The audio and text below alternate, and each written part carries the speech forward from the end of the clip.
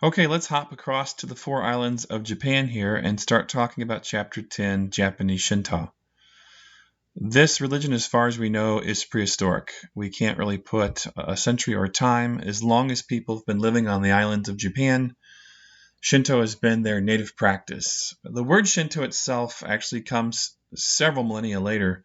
It wasn't until the influx of Buddhism via China through Korea into Japan in about the 7th century that we see the Japanese actually naming this ancient, archaic way of ritual Shinto, which means the way of kami. We'll talk about that in a minute. Unlike any religion we've talked about so far, Japanese Shinto emphasizes ritual first over theological belief, which in the Christian world is the exact opposite. We believe in our conviction, and that leads to our practice. But with the Japanese, everything's about ritual. It's about oneness with kami. It's about respecting and giving gratitude to the kami, and that kami is given gratitude by specific ritual. Now, the word kami itself means, as you see on the screen, anything that really invokes the wonder of the Japanese. To put it most frank, Shinto is the worship of everything Japanese culture, their history, their past, their islands, the trees, the mountains, the waterfalls. Shinto actually worships Japan itself. Japan is seen as a living entity. So the ideal of fusing together their god and their country becomes one. And this is unusual. It also leads to the problem of religious fanaticism, which I'll talk about later, which got Japan in trouble more than once in their history, certainly most recently in World War II. So the definition of kami is any person, place, or thing, past or present, that invokes the wonder of the Japanese. Now, kami, as you read in your textbook, can appear in many different forms and even be dead ancestors. The Japanese believe that when a person dies, their essence is absorbed by kami. Now remember that kami and this ideal of Shinto is something ethnic. It's local. The only place that the Japanese feel you can truly worship kami is in Japan because that's where kami reside.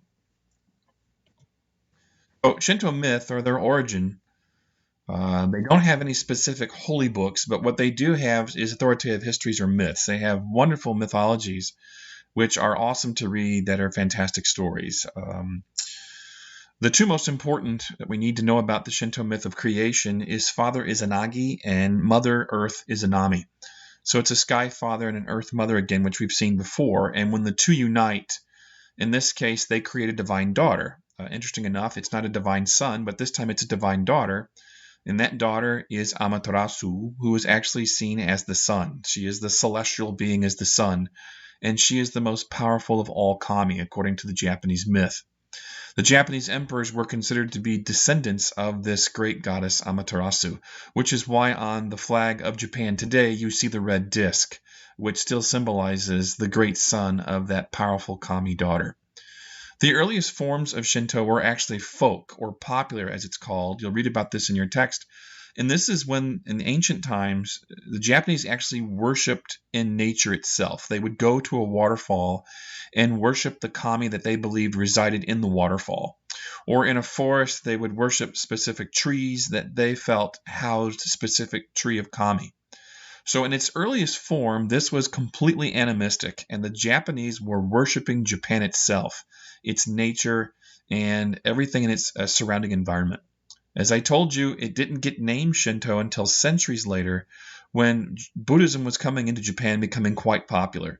The Japanese feared that they would lose their traditional ancient way, and so to distinguish it from being something different than Buddhism, because Buddhism was called the way of Buddha, they came up with the Japanese word Shinto, which means way of kami. This is a silk screen of the great goddess Amaterasu herself, and you see her with a divine sword or katana that she carries in her hand. Now, Shinto ritual and practice is very important. As I said, this is a ritual religion first, and they hope that ritual and practice will lead to proper belief. So the most important thing that you can do in Japanese Shinto is express gratitude and respect to kami.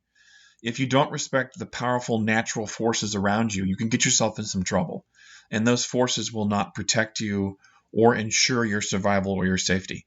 So all across Japan, there are Japanese Shinto shrines everywhere. They are small, they are large, some are national treasures, and they're all constructed in wood, which I'll explain a little bit later. So where do the Japanese actually ritualize? Well, they ritualize in two specific places. At home, they have a prayer shelf they call a kamidana. I have an example of a kamidana in the next slide. They will set up specific holy items in the shelf, much like we talked about with a Hindu home having a prayer room. The Japanese have a prayer shelf, and this is found inside some main floor of a Japanese home, and it's communal, so people can go into the room and begin to perform the ritual. At home, that ritual is performed daily, and occasionally, most often several times a week, the Japanese go to Shinto shrines. One real important ritual is of purification. The Japanese will wash their hands and their mouth, and this famous ritual of purification is called mizogi. They must cleanse their mouth and hands before they move into a sacred space like a Shinto shrine to give ritual. This is a typical kamidana you see in this print that I took from the internet. This picture here shows you the wood construction of this prayer shelf in a Japanese home. Notice in the center you see a small Shinto shrine, or what looks like a small shrine, and today's offering looks to be a piece of orange fruit. To the right you see rice wine, which is also sometimes laid out in a disc, which can be given to the kami. To the top to the right you see the famous instruments of the tea ceremony, the brush, the bowl, and the ladle. The tea ceremony is the equivalent of a very important ritual. To be invited into a Japanese home for tea ceremony is a high and great honor, and you are considered as a great guest of very much importance if tea is served to you when you come into a Japanese home. On the top shelf, you also see rice wines and rice vinegars that can also be offered to the Japanese kami. And down below, it looks like we have some kind of reference of kami. I don't know if that's Father Izanagi that we see in the statue to the left of the shrine. I'm not sure exactly which Japanese kami this is referring to. Right above that, though, you see a design that has three interconnecting circles with tails. And for the Japanese, there are three main threads of religion philosophy that belong together. And that, of course, is ancient Shinto, the pure Japanese style, and Buddhism along with Confucian and Taoism. So the Japanese actually weave all of these together and have been influenced by all of them. The lightning bolts that you see are in folded paper we call origami, and maybe you've practiced origami before, but this is the art of paper folding, which is usually folded in prayer. They will write prayers on here, and they will fold them and lay them on their shelf. Now, in a temple, those prayer offerings of origami would be thrown into a fire by a Shinto priest, and they would be given up to the kami as an important prayer. Below, you see spiritual books of all kinds. You might find books on Christianity or philosophy, or any kind of other religion that the Japanese home might be interested in studying or ritualizing. Our slide here of ceremonial shrine worship is a very important gate that marks the close presence of a Shinto shrine. This is called the Tori or Torii. I've heard it pronounced either way. And the Japanese believe that when you are near one of these gates, you are near a concentrated area of very special, powerful kami. And usually within walking distance of that gate, you will find a shrine. Shrines are almost always in rectangular shape, and they're always built of wood construction. The Japanese believe that the wooden shrine itself, the temple, is a living entity, that the building itself is alive. So only specific rituals that honor life can actually take place in a Shinto shrine. For example, a presentation of a child, or what we would call a baptism, or marriages can all take places in Shinto shrines. However, to bring anything dead or decaying into a shrine is considered defiling in the presence of the kami. So for the Japanese, for example, when their loved ones die, their funerals are almost always held in some other kind of denomination, usually in Buddhist temples, but they could be held in Christian churches or in a Taoist temple or in other places that would not be a shrine. The home protective shrine is a very important shrine. This is the shrine closest to your home, whatever Japanese town or city you might live in.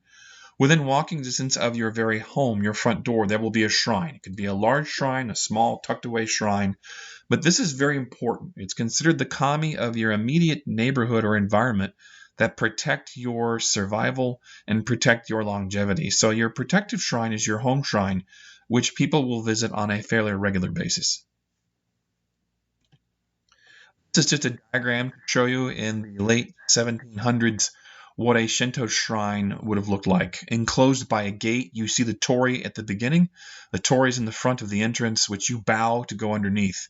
To the left, under that tent, you see a basin of mizogi. This is where you would cleanse your mouth and hands, and then you would enter into the first building and give offering.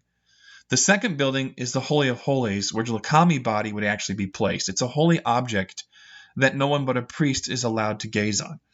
So you would stay in the first hut and offer your offering to whatever kami resides here, and a priest would go and burn that offering next to the kami body, which would be held in the higher building under the Holy of Holies. This is an example of the famous Torii Gate in Japan. And if you look past the Torii Gate, you see the red building, which is the shrine. Now, on a normal festival or holiday, or a reverence of Shrine Day for kami, this would be a crowded courtyard where people will be coming in and out of the shrine to give their ritualistic offerings. Season festivals have a specific term.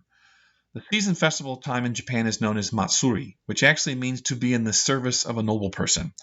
And almost all of the famous season festivals are tied to the agriculture of Japan, specifically the rice harvest.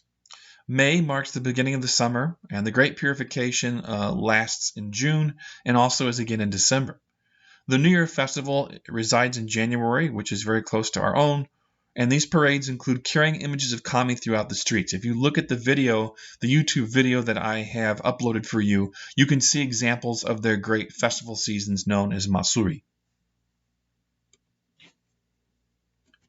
Finally, our last slide is a very important slide. There are three individual or specific types of Shinto. The first is the most ancient. Folk or popular Shinto dates back to the earliest times, certainly prehistoric. As long as people have been on the island, this particular form of nature worship has existed on the islands of Japan. It's unorganized and an animistic form.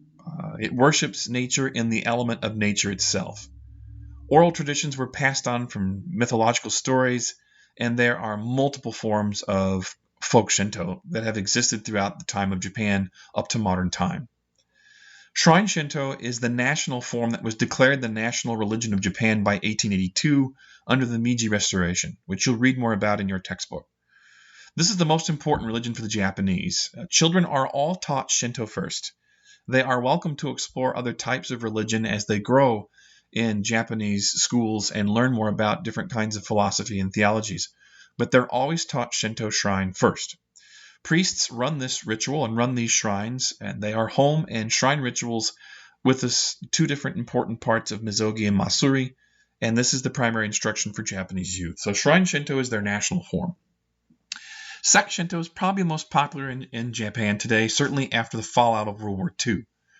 Up until World War II, the national pride of Shinto ran high and was almost to the point of religious fanaticism, which made the Japanese feel that they were superior to all their races. And that, of course, got them involved in World War II by creating an empire that eventually was stopped in 1945 by a combination of the Allied forces.